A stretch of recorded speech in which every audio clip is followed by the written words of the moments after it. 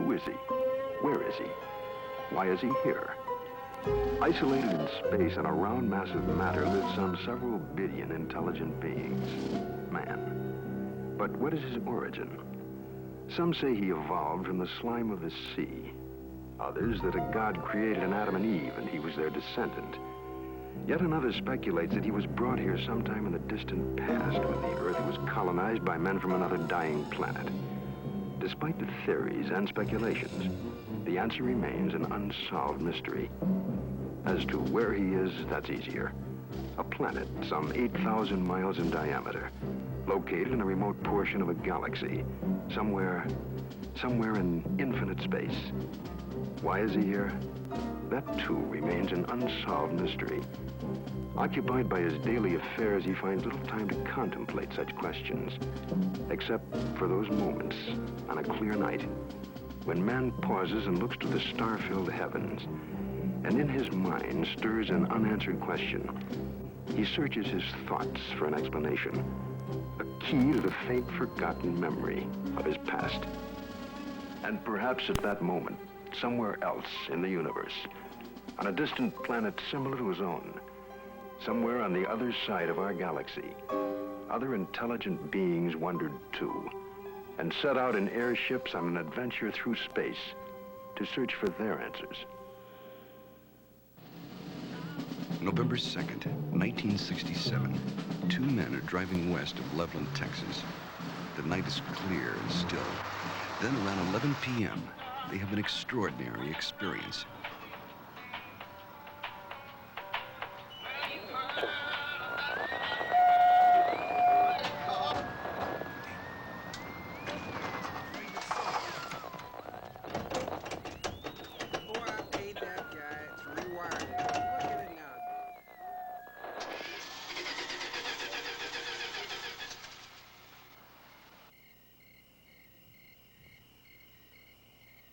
Let's get out and check it.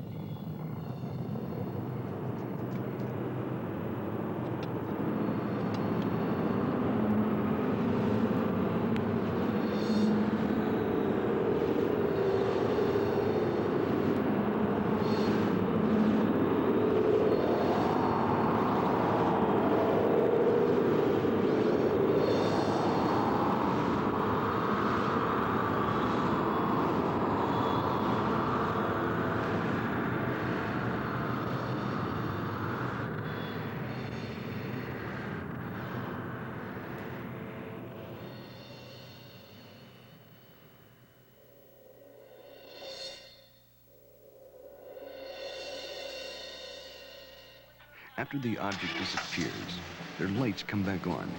The engine restarts, and they hurry to notify the police. Later, the Air Force investigates their story and 15 similar reports before concluding that a form of globular lightning was responsible for the sightings. But there are many other possible explanations. What you're witnessing is based on fact. Some will find it fascinating. Some may find it frightening. But it is all true. With special thanks to NASA and the Department of Defense for their cooperation in our search for UFOs. It has begun.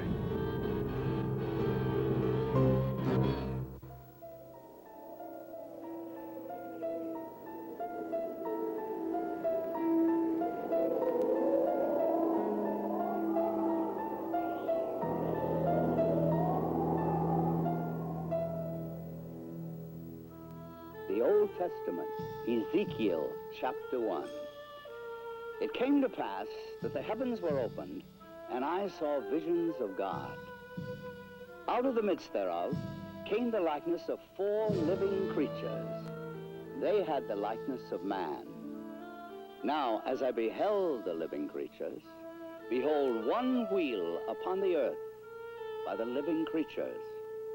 The appearance of the wheels and their work was like unto the color beryl, and their appearance and their work was, as it were, a wheel in the middle of a wheel. And when they went upon their four sides, and they turned not when they went. As for their rings, they were so high, they were dreadful, and their rings were full of eyes, round about them four.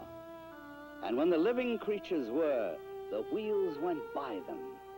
And when the living creatures were lifted up from the earth, the wheels lifted up.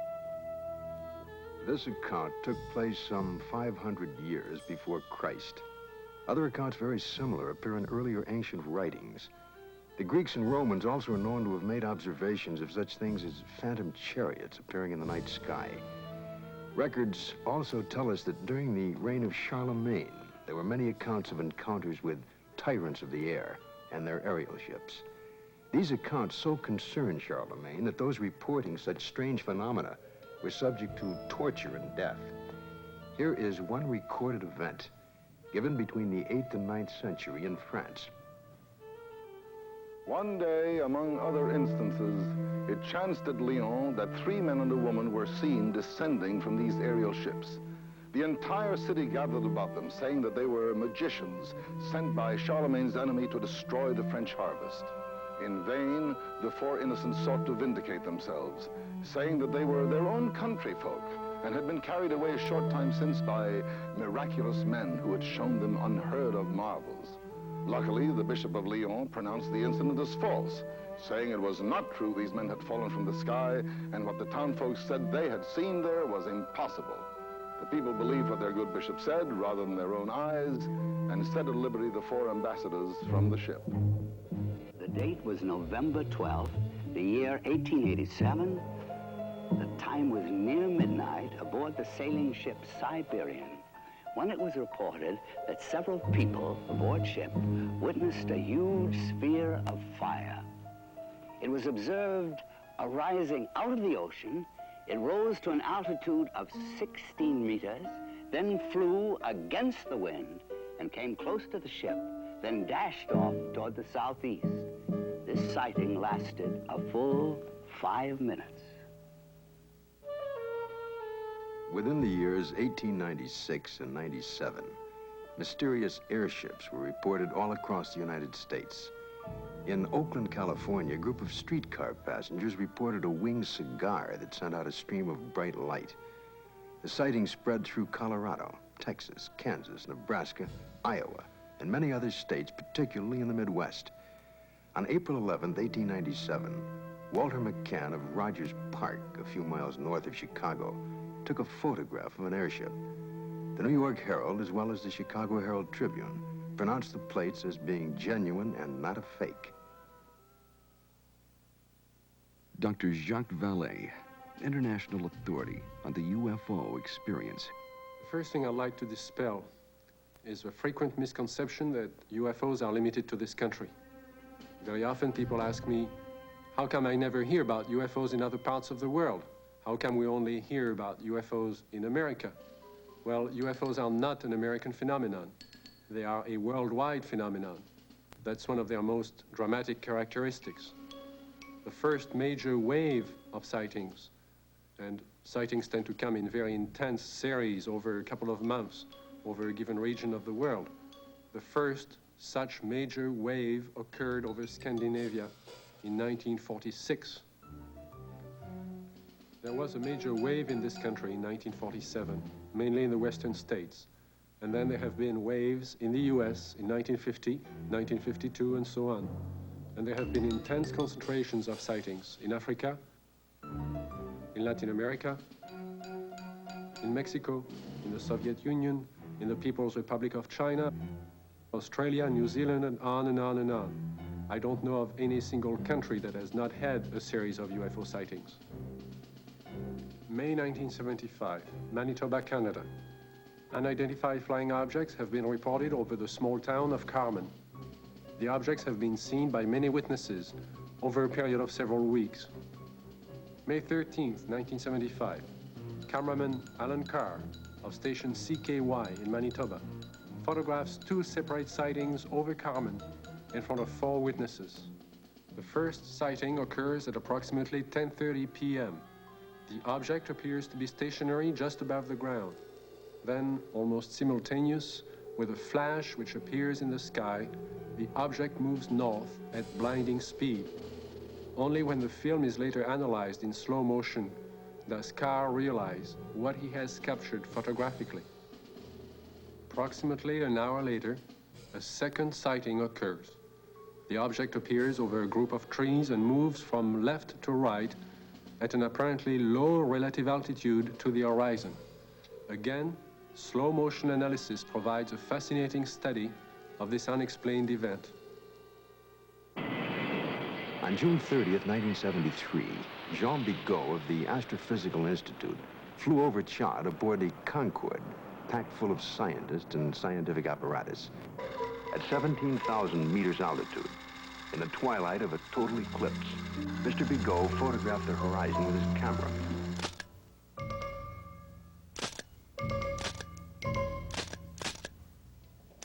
When the photo was enlarged, one of the slides showed what you're now seeing. If you look closely at this photograph, it resembles exactly what has been cited by many Americans during 1973 and 74. Although NASA takes no official position as to the UFO phenomena and their probable explanation, nevertheless, there remains on the record several unexplainable sightings by Gemini, Apollo, and Skylab astronauts. The first sighting occurred during Gemini 4 in June of 1965. Astronaut Jim McDivitt suddenly spotted a cylindrical object with arms and antenna. And when seen against the day sky, it appeared white or silvery. The object then appeared to be moving toward the craft. Suddenly, they lost sight of it. During the sighting, the astronauts were able to take these photographs and movie films of the UFO. Gemini 5, later that year, after 3 days and 5 hours into their mission, were contacted by Houston Control Center, advising the astronauts that Houston had picked up and was tracking another object, which was pacing Gemini across the entire United States. They estimated the UFO between 2,000 to 10,000 yards from the craft, and as large as the Gemini craft itself. Because of the limitations of viewing area aboard their capsule, no visual contact was made. Radar continued to track the object until they passed the Ascension Islands in the Atlantic. It then disappeared. Gemini 10 crew, Collins and Young, picked up objects traveling together in orbit. A positive identification has to date not been made. This photo was taken during the Gemini 11 flight on the 18th revolution, 27 hours and 47 minutes after liftoff. September 13th, 1966. This UFO was tracked visually and recorded on film by the crew, and is truly considered unidentified by the photo interpretation experts at NASA. Perhaps the strongest and most spectacular of all the sightings took place aboard Apollo 11 on its way to the moon for the first moon landing. The ship was 1 day out, on July 16, 1969, when they spotted an unusual object. It had a sizable dimension to it. At first, the crew thought it was the Saturn IV booster rocket and called Houston for confirmation. Houston informed them the booster in question was some 6,000 miles away. The object remains unknown. During the Skylab 3 second manned flight, on the 23rd day of 1973, at sunrise, a series of 4 exposures were made by the crew of a visually sighted unidentified flying object, or satellite, as considered by the NASA Photo Interpretation Laboratory. The Skylab crew noticed a large star-shaped object, brighter than a planet or star. They watched it for about 10 minutes. They estimated its distance as from 30 to 50 nautical miles from Skylab. It, too, remains an unknown, despite North American air defense and NASA's attempt to identify it. Among the thousands of military men in recent times who lost their lives while in the service of their country, the circumstances surrounding Captain Mantell's death are indeed extraordinary. This experienced military pilot who'd flown in the invasion in Normandy and numerous missions over the Rhine under heavy attack would take with him to his death perhaps the closest glimpse of what was thought to be a UFO. The date is January the 7th, 1948. The time is 2 o'clock in the afternoon here at the Godman Air Force Base, just outside of Louisville, Kentucky. A Kentucky state policeman calls in to report what he has sighted. It's an unusual aircraft, circular in appearance, approximately 250 to 300 feet in diameter. I'd say it's moving westwardly at a pretty good clip. Any information? Negative. I will check with our commanding officer. Instructions were given to contact nearby Wright-Patterson Air Base to see if they had any experimental aircraft up in that area. Flight test. We have no experimental aircraft in the area. The reports still continued to come in from adjoining towns. At 1:45 p.m., it happens. It's very white and looks like an umbrella. I don't know what it is. Through the binocs, it appears to have a red border at the bottom at times and a red border at the top at times. At approximately 2:30 p.m., a flight of Air Force P-51s come into view. The base commander decides to contact the flight leader, Captain Mantell. This is Godman Base Commander. Roger, Godman Tower. This is NG-869, flight leader. Over. NG-869 from Godman Tower. We have an object out south of Godman here that we were unable to identify. We'd like you to take a look for it. Roger, I will take a look for you if you give me the correct reading. Mantell moves ahead of his wingman. The tower advises the flight leader to correct his course 5 degrees to the left to 210 degrees from Godman Tower. Godman Tower, this is flight leader NG-869, Captain Mantell. Object traveling at half my speed and directly ahead of me and above, and I'm closing in to take a good look. Can you give us a description? Appears metallic and to be of tremendous size. I'm going to 20,000 feet. The other pilots level off under 15,000 feet and start down. At approximately 3:15 p.m., Godman Tower loses sight of the UFO. 5 minutes later, the report came in that Captain Mantell's plane had crashed. He was found dead. His watch had stopped at 3:10 p.m. that afternoon.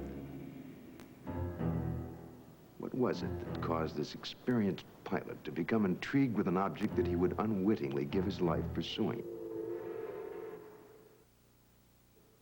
6 months later, a cylindrical-shaped object giving off a phosphorescent glow was to be sighted in the night sky over Robbins Air Force Base in Georgia. At 2:45 a.m., Captain C.S. Childs and First Officer J.B. Whitted were piloting a routine Eastern Airlines flight number 576 from Houston to Atlanta. When Whitted reports, we sighted an object coming toward us. This strange object had a stream of red fire coming from its tail, and I could see it was much larger than anything I had seen or read about. Childs then notices that the object had no wings supporting it. It passed us on the right side. Its speed was about 700 miles per hour, and both men get a very good look at this unusual object. It was about 100 feet long, shaped like a cigar. As it passed, they clearly saw 2 rows of windows, an upper and lower, that were large and square. During that evening, there was a third witness, the one passenger who was awake on that Eastern Airlines flight, Clarence McKelvey. I was startled, frightened. A male steward came to me and said, "I noticed you've been looking out the window. Will you talk to the pilot?" And I said, "Well, of course." The pilot came down with his clipboard. He was visibly shaken. He told me that he had been a flyer in the war and had covered so many million miles of flight and had never seen anything like this before. What was it that I saw? I saw this object. It was cigar-shaped. It had a row of windows. Behind them, it was lit. Out of the rear was a cherry red flame. This hair-raising experience was witnessed by 3 aircraft, a passenger, and ground observers added more corroboration. The conclusion of an air intelligence report was that the object remains unidentified as to origin, construction, and power source, and goes into the record classified as unknown. This is the Pentagon, Washington, D.C. And this man is Colonel Bill Coleman. He was Chief of Public Information for the United States Air Force from 1969 to 1974. It was here at the Pentagon that the Defense Department first became interested in the UFO phenomenon. This occurred in the late 1940s, with reports about objects and lights seen in the sky by military personnel and others. The Air Force decided to investigate the matter anyway. There was that one possibility that these flying objects could well be foreign weapons used for test purposes and might affect our national security. The investigative branch was called Project Sign. The project had only been underway for about 2 weeks when the Mantell crash had made headlines across the nation. The staff's investigation was far from complete, but public pressure was enormous, and they were forced to come up with an answer to really quiet growing speculation that Mantell had been killed by hostile aliens in some flying saucer. That's when we decided that Mantell had chased the planet Venus. However, this was an initial finding. The Chills and Whitted case had an impact on the Air Force project. It presented the first close-up account by highly reliable witnesses. The object described led some of the staff to postulate an extraterrestrial theory. And they wrote up an estimate of the situation, which at the time was classified top secret, suggesting that the saucers were from outer space. This theory was rejected by the Air Force Chief of Staff, General Hoyt Vandenberg, and even other Project Sign staff members as not having enough proof. So the extraterrestrial visitation idea was dropped for the time being. It's been said in jest that if these UFOs are from other worlds and they wanted it to be known, all they'd have to do is land on the White House lawn. But an incredible incident, too quickly forgotten in time, took place over our Capitol. In 1952, Air Force spokesman for the Pentagon and UFOs at that time, Mr. Al Chop, relates the famous incident that stirred the Capitol, causing... Closer to it, and when I started to get out of the car, I heard a big roar. As I got to it, I could see looked like a couple of coveralls hanging from a clothesline. I couldn't see what it was, but it looked like a couple of coveralls. Samora called in. He sounded very excited. He said he watched an object lift up slowly and disappeared into the sky very fast. I went down to where the object had been, and I noticed the brush was burning in several places. The object had left 4 perpendicular impressions on the ground. I noticed several bushes were smoldering, but they felt cold to the touch. I noticed what appeared to be a couple of oval footprints on the ground. I knew Lonnie had seen something. The proof was right there.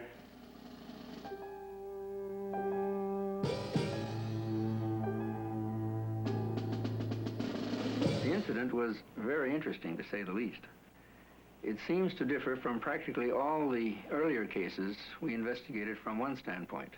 The vehicle had left pod marks. There was an insignia observed by Lonnie Zamora on the side of the craft. The insignia was unidentifiable, not American nor Russian. And last of all, the observation of these 2 people in some sort of suit. But what did the investigation turn up? What was the official Air Force estimation of the situation? We went over the case completely. We had soil samples tested at the Air Materials Laboratory. The burnt bushes were analyzed for propellant residue. We measured the distances between the pod marks. My first reaction was that it was a lunar test module from NASA or the Air Force. That seemed to be the only logical explanation. This was probably the best documented case in the Air Force files, and I checked it out everywhere, all the way up to the top, even to the White House command post, and nothing. According to the official status of the sighting of Lonnie Zamora, case carried as unidentified, pending additional data. April 19th, 1897, in Leroy, Kansas, a farmer named Alexander Hamilton, his son, and a farmhand are awakened by strange noises from the cattle pen. Going outside, they discovered, to Hamilton's utter amazement, an enormous airship with a brilliant searchlight is slowly descending over the cow lot. Fearfully, Hamilton moves closer and is startled to find that one of his cows has been caught by a red cable running down from the ship. The next day, after an extensive search, he discovers a cow's hide, legs, and head in a field miles away. This is one of the first recorded cattle mutilations connected with UFOs. The report could easily be dismissed as a tall tale if there were no others. But since then, thousands of bizarre animal mutilations have been discovered, not only in this country, but in Africa, Australia, Brazil, and many European countries, in fact, all over the world. In this country, mutilations have occurred in over 30 states in the last 5 years alone. Frustrated ranchers and law enforcement officials have come to recognize the classic signature of the mysterious mutilators. Often, in a remote area, a cow will be found dead, the sex organs removed, and the tongue, an ear, and an eye all surgically cut out. The body, more often than not, has been drained of blood, though no blood has been found on the ground. In fact, there are no tracks or prints of any kind near the body. And yet, amazingly enough, there is no evidence of a struggle. One of the first states to be hit by the mutilations was Colorado. Reporter Bill Jackson of the Sterling Advocate covered the story from the very beginning. A classic mutilation, or say 90 to 95% of the mutilations will be almost identical. Some part of the face will be gone, exposing nothing but, you know, the jawbone. An eye will be taken, the tongue will be cut out, and an ear will be taken. The rectal area of the animal will be what appears to be bored out. The reproductive organs will be removed. In the case of a cow, the udder will either be entirely removed or parts of it will be removed. Usually, in probably 90 or 95% of the cases, there will be no blood whatsoever in the animal. And there will be no traces of blood on the ground where it fell or where it was mutilated. All you've got is the carcass, and you've got no idea why it died, or how it died, or how it was mutilated. It all began in 1975. It was a bizarre time. Nobody had ever seen anything like this before. Not only did we have the mutilated dead animals on the prairie, but we also started getting the lights in the sky. Found on the other side toward the other hills and came back, sailed above the car. By this time, because it was so close, it was 8 lanes freeway, at least in diameter and even a little wider, saucer-shaped, a very white, luminescent light emitted from the entirety of it. The ship stayed above us, out in front of us, about a minute or two, and we watched it, and none of us were saying a thing. And we just kept driving, and it kept staying in front of us. And then out of the perimeter of it, closest to us, came 4 white beams of light, very much like funnel-shaped, smaller at the perimeter, and they descended upon us and came around each one of our bodies.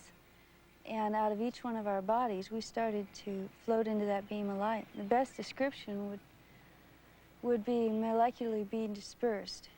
And when I looked over at Don and Sue and John, their bodies, their legs and their bottoms are still on the car seat, and their heads and their shoulders and their chest molecules were going through the roof of the car, along with mine. We didn't lose consciousness while this happened. We were completely conscious of going through the roof.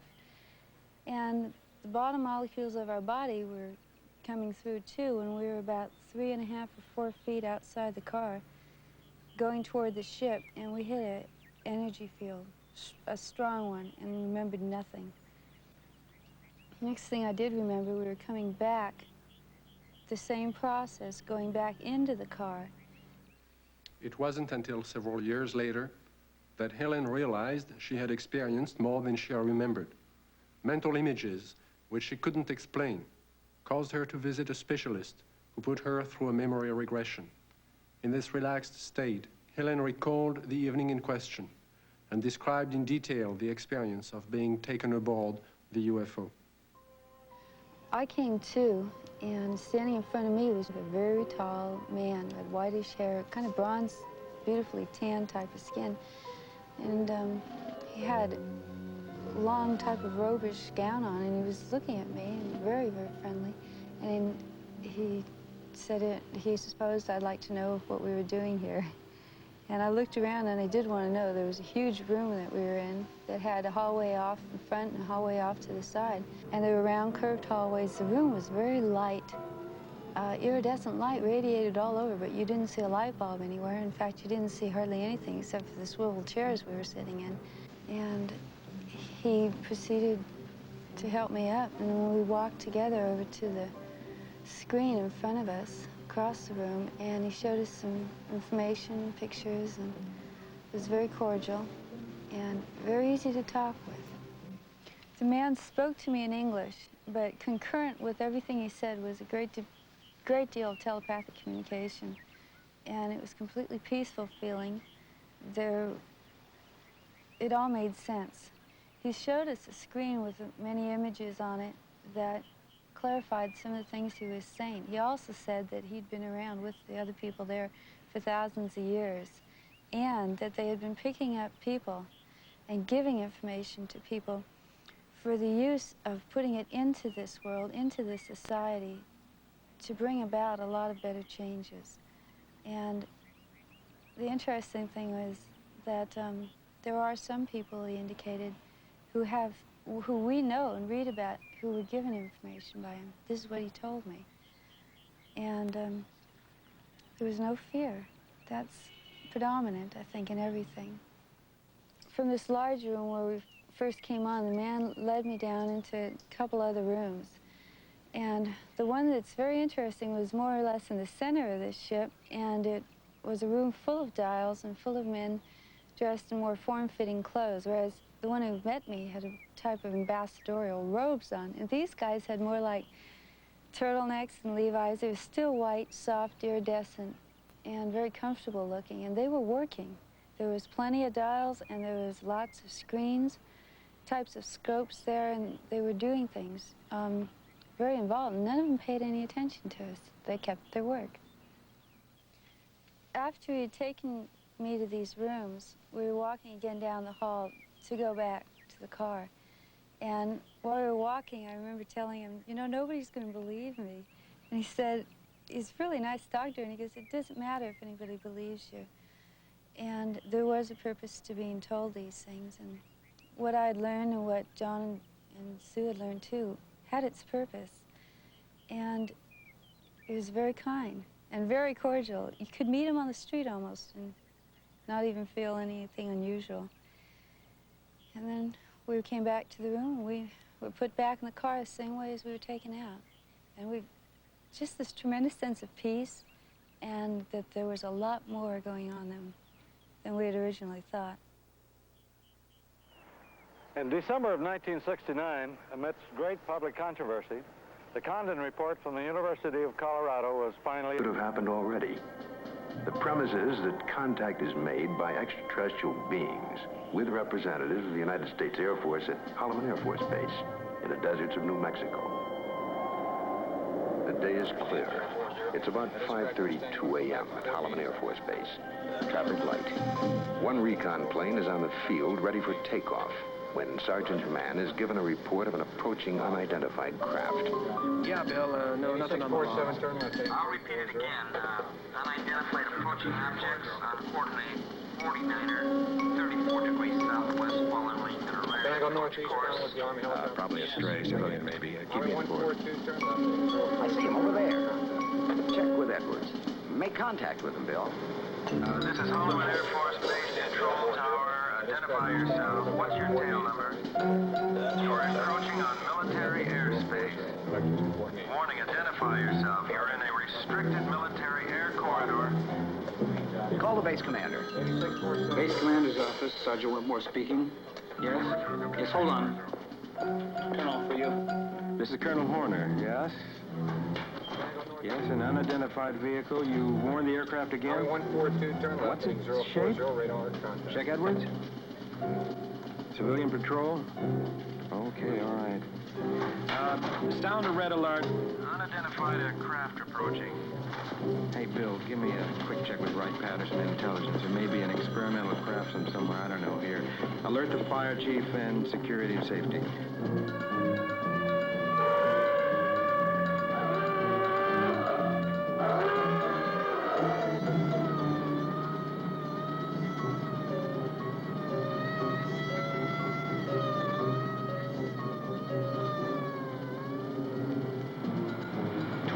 military interceptors are dispatched to escort the unidentified crafts out of the area.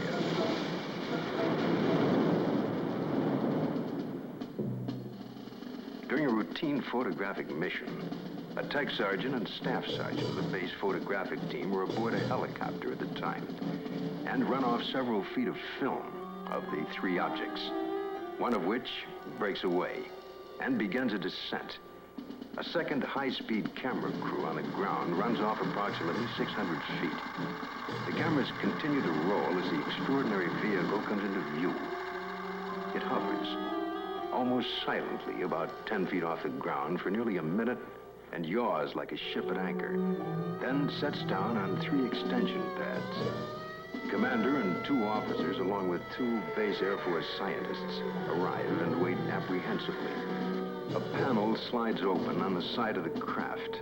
Stepping forward, 1, then 2, and a third, what appear to be men dressed in tight-fitting jumpsuits, perhaps short by our standards, with an odd blue-gray complexion, eyes set far apart, a large pronounced nose. They wear a headpiece that resembles a rope-like design. The commander and the 2 scientists step forward to greet the visitors. Arrangements are made by some sort of communication, and the group quickly retires to an inner office in the King 1 area. Left behind stand a stunned group of military personnel. Who the visitors are, where they're from, and what they want is unknown.